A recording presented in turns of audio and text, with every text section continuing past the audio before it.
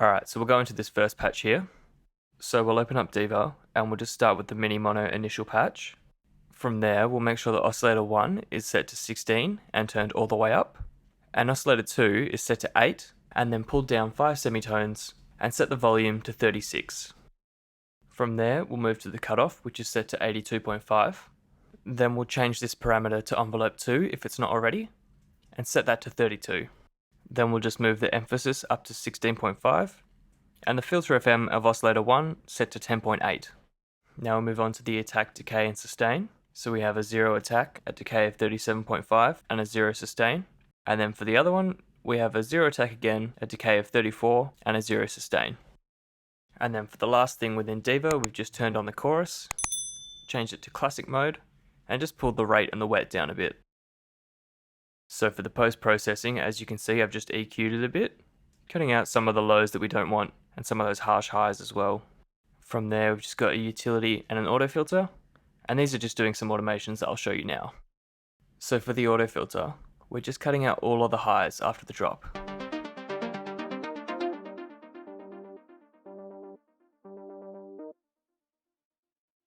And then for the utility, I just wanted to emphasize these notes here, so they're just boosted by about 2 decibels.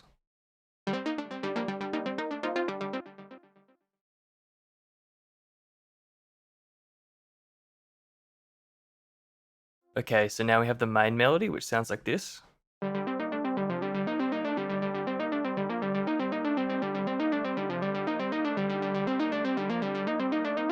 So this sound is also made within Diva. So we have oscillators 1 and 2 on.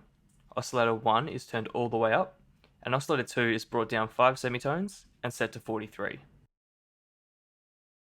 From there, we've set the frequency modulation depth of envelope 2 to 26, the cutoff at 104, and the emphasis at 14.5. Then for the ADS, we have no attack on either of them, a 35 decay on both, and no sustain on either of them as well. For the effects, we have the same chorus turned on, and we've also turned on a rotary and turned the mix down a bit. Now, for the post-processing, we've added an echo, we've cut out the lows and the highs, we've side changed to the kick, and we've done a little bit of automation as well. So for the automation, first off we have the decay, which extends and shortens the time that the cutoff takes to pull down. I'll show you how it sounds when I move it here.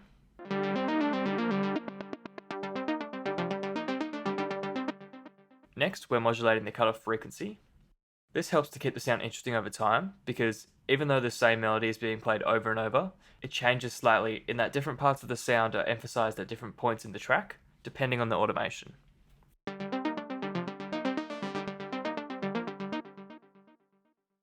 Next, we have the auto filter opening up throughout the build. And finally, we just have an echo which turns up at the very end, so that it rings out like this. That just helps a lot with transitions, helping sections to flow together nicely. And finally, we just have this intro sound, which is the same patch as the other main melody, but the cutoff has been automated a bit, and the MIDI is different. This is to just introduce the sound without giving away the full sound before the drop, so that when the drop hits, the listener has heard the sound before and has been teased, and the tension releases as the full sound plays on the drop.